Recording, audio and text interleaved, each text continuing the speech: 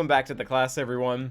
There are a lot of very powerful characters and ships in Galaxy of Heroes, and while the majority of them are accessible to a lot of players, there's a very specific group out there that if you don't get them in the first couple months of Conquest, you're gonna have to prioritize. That's really what today's video is going to be about. It's going to be about prioritizing the past and present Conquest characters that are just a lot more difficult to get, because if you didn't get them because you weren't playing or your roster wasn't really up to snuff in the 3 or 6 months that they came out, now you have to get them through these really bottlenecked areas like proving grounds. But the good news to kind of all this, and the reason why we're making this video now, is because as of very recently, they've been added to some more stores, and while that is really cool because you can actually obtain these characters in less than like 2 years, it does present us with a choice, because as you can see with the current legend tokens, it's not just a Malgus or a Trench store. It has Commander Ahsoka Tano in it, it has Scythe, it has Ben Solo, it has the Interceptor, it has Sign of Jango, it has all of these options. And again, great, love that there's a higher source of income even if you only have one galactic legend, but at the same time, you can't get them all, and it's still going to take you some time on top of that. I guess this video could also be used as a resource as to which teams to start preparing for Conquest, because while there is some overlap between the tiers, you might have to prioritize some specific teams to be able to unlock them in Proving Grounds when that battle does come around once a month. I guess it's also worth pointing out that they do also appear in the Get 3 shop if you're able to get Cat or Maul that way as well. But the different shops do have some intricacies as to how each one of them works, but for the most part there is going to be some choice involved. So we're going to do this a little bit differently. We're going to do characters first, and then we're going to do ships second. And the reason for that isn't because ships are totally better than characters or vice versa, but just because if you're focused on ships in your roster, then you can kind of use that list. If you're focused more on the ground and characters, you can focus on that one. I guess it is worth saying that you can kind of combine the two of them at the same time, in the sense that the first priority for characters can also be equal to the first priority in ships. But enough of that, let's get into the list. So first priority for me is definitely going to be Commander Ahsoka Tano and Maul. And let me just first say, I'm really happy to put both of them in the first priority. For the longest time, we were kind of putting Maul in the second slot, which still wasn't bad.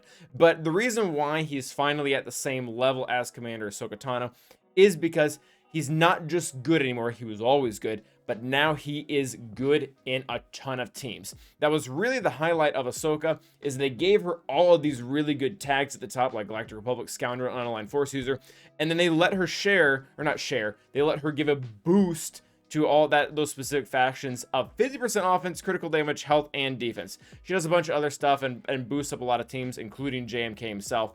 And Maul was always a good character, was very good at boosting up Lord Vader himself, but he just wasn't available in that many other teams. You would typically either use his own lead under Mandalorians, which was good, or you would use him with Lord Vader. However, that is just no longer true. While you can continue to use him to great effect with Lord Vader or with the Mandalorians team that had a mix of light side and dark side, the options for him have now opened up. He's not only available on those teams, but as well in a completely dark side Mandalorian team. They will not have to steal away key characters like Bam or Armor, but now he will be able to be used with Gar Saxon and ISC, who really have no other home in the entire game, as well as using things like Canderous or Jango Fett if you so please. And we also have actually a new Conquest character we're not going to be talking about a lot today, Gideon, who is supposed to work under that team as well in GAC. And then in addition to all of that, he can also be used with the Seer Malicos team, because he does fit the unaligned Force User faction, but on top of that, he has the ability to use a special 6 turns in a row. He'll use this one 5 times, and then he'll go and use Fervent Rush a time on top of that. And every single time, our buddy Malicos is going to be assisting, leaving them with a ton of damage overall that they're going to be able to use against the enemy team. And not just that, he can't just be used in all of those teams, but all of those teams are good. There is proof of concept for every single one of those teams mentioned that he can be a part of, beating other GLs at great value. So it's a good punch up character that you can get that will take really not that much away from the rest of your roster and end up beating some really high level teams. So love Maul, love Cat, really the first priority. They probably should be for the most amount of players out there, although there can be some nuance depending on what your roster ultimately looks like. Second priority is going to be Malgus and Malicos. And Malgus and Malicos really have just as much value as far as character quality goes, as Cat and Maul, the big defining factor, or the big difference between the two of them, is they're really not that good in, 10 or 3 or 4 or 5 different teams. Malgus is pretty much completely solidified to the Sith Empire team. That team is amazing. It can also challenge Galactic Legends, or just be a force to be reckoned with on defense, with really being only countered by Galactic Legends or General Skywalker, depending on what the matchup looks like with relics, datacrons, and mods.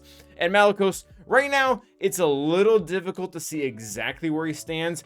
He's quite frankly more powerful than Malgus is right now, but we think a lot of that might be due to the datacron that he's using. He's beating Rey quite easily on offense. We're not sure if that's going to stay. It might. We're going to need more data and see more, but right now he appears to be very powerful. But again, similar to Malgus, he is kind of stuck in that specific unaligned force user team, although there is some theory crafting about him coming out. But as previously stated, we kind of do need more data right now as far as characters go. And you guys are probably going to start to see a bias here that'll trickle down more, that I have a heavier focus on GAC, so some of this can switch around for you. But I will say this, if your guild is using Seer on defense in TW, you're probably still going to be using Malicos. And the same thing can be said about Darth Malgus. Even outside of GAC, in TW, his leadership is superior because it just flat out stops troopers due to several mechanics that it has.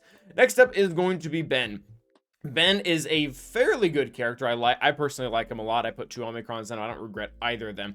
But he is just even more pigeonholed than Malgus and or Malicos. He only really works with Rey. You can do some kind of fun things out there with JTR, but once you do pair him with Rey, assuming you have her, the amount of things that he does for that team is amazing. He has this really annoying revive mechanic that he constantly keeps getting to come back whenever the enemy leader takes a turn. This makes it particularly challenging for JML, especially in a 3v3 scenario where half the team or turns your team is taking is from JML himself because his base speed is so much higher. It's also annoying with Starkiller, but it doesn't really stop it, but does add a layer of complexity on top to everything else.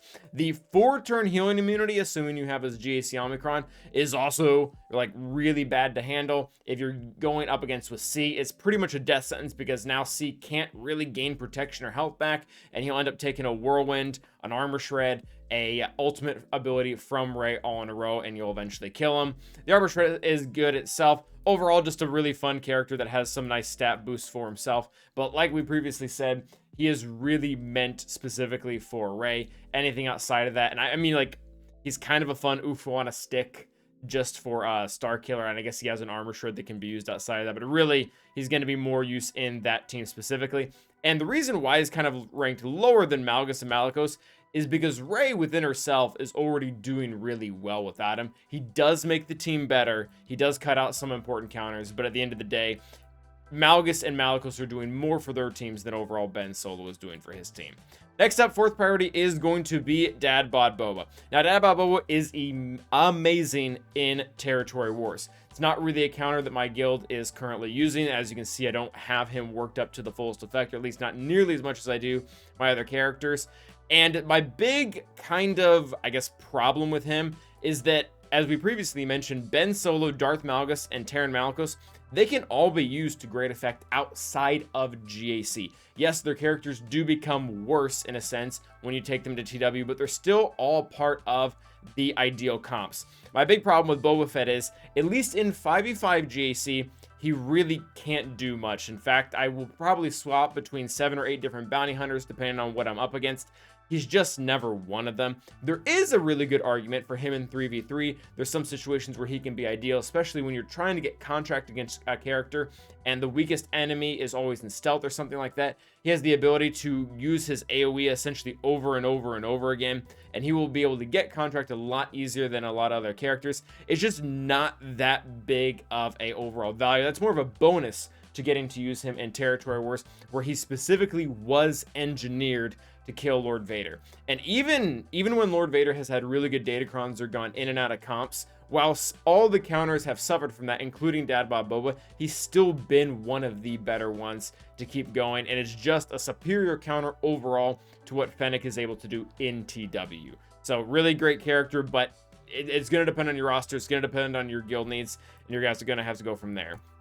Last and least is going to be Admiral Trench. And I don't hate Trench. And I didn't want to like rank these in tiers, like S tier, B tier, whatever, because I didn't want to call any of them bad. Because Trench really isn't bad. To me, he just seems to be the most niche thing out there. If you're sort of towards the beginning of the game or like maybe early mid game, he makes a lot of sense because maybe you're not using all those separatist characters in other better or equal teams, or even if you're in the very end game where you don't really need Want anymore to prop up a lot of your other teams, he makes sense. But for the most part, it's just not that great of a team that's getting beat by very easily by Bad Batch or Troopers or Bounty Hunters or anything that can really get in front of it, immediately take down Trench, and they can't really do anything against it. He does have a lot of viability, very similar to Dad Bod Boba in Territory Wars, but again, it's just not a team that I use at all in 5v5 or 3v3 because I'm not willing to give him the characters that he wants, because even if you do give him the characters that he wants, like Newton Want, you kind of just get the same value if you'd use them in their other home. Like Newt working in General Grievous helps to take out some weaker C or JML or Star Killer teams, while Trench can probably do some of that stuff if you give him all the characters. But why would I do that with Trench when I can just do it with General Grievous and be fine? So overall, again, not a bad character, just he has a hard time finding his place in everything due to the restrictions of this team, what he wants, and typically what a lot of people have available. So now next up, let's go ahead and jump over to ships. Again, we're gonna have a very similar priority list of just working our way down, and this one is going to be pretty simple. And I actually really didn't want to do tiered lists specifically for this reason, and by tiered list I mean calling like the Scythe a D rank character. That's just not true, but there is a hierarchy here, and I will explain why. We have Fury currently placed at the #1 slot, and the reason why is because Leviathan is the strongest fleet out there. Obviously, if you don't have Malgus, it really doesn't make a lot of sense, or if you don't have access to R9 requirements or relic levels, then also doesn't really make sense because those are requirements. But overall, he's the fleet meta. It's really that simple. The ship doesn't even have to be good. It is required to be able to unlock the best capital ship currently in game, both offensively and defensively. So that's where it sits. Razor Crest sits in the second slot for pretty much the same exact reason. The Executor is still one of the best Galactic Legend fleets out there right now, and you really have to have the Razor Crest in order to have the Executor. It's a great ship in the Executor fleet. Again, we don't really need to talk overall about its viability, what it allows it to, what it doesn't allow it to do, because you have to have it in order to get Executor up and functioning. And while I really do love the Empire ships because they help a lot countering the meta, these two ships are the meta. Like, yes, I do love countering. I love coming up with the underdog punch that does feel good. It feels successful. But at the end of the day, like, I would rather have the strong defense and force my opponent to have to try the risky thing that's kind of fun to work. But all of them are good. That's just kind of why this split out the way it did. Now, Scythe and Interceptor are both involved in specific counters to be able to take down actually these two fleets up here, as well as Profundity. If you want to put them both together, you have a pretty good shot at taking out Leviathan. There's a very specific counter to be able to do that. Ultimately, we ranked Interceptor just a little bit higher than Scythe because Scythe, unfortunately for us, the AI loves to hunt him down first.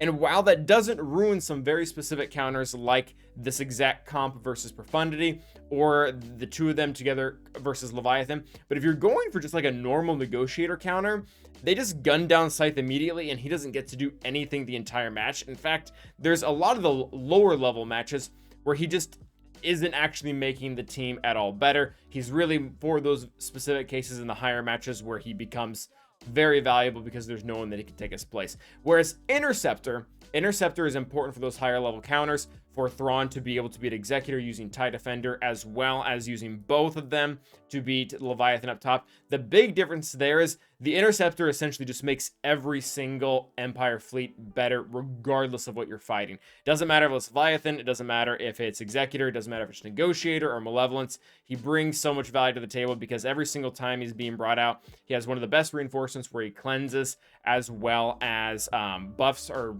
yeah, he cleanses your team and he removes all the buffs from the enemy team. And then on top of that, he has, again, one of the better abilities out there where you can bring in a reinforcement immediately right at the bench, assuming you're not fighting Profundity.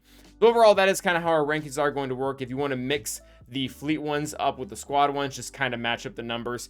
I would say the Fury is just as important as these two characters. Razor Crest is just as important as these, and so on and so forth. Thank you guys for watching. Until next time, Stay awesome.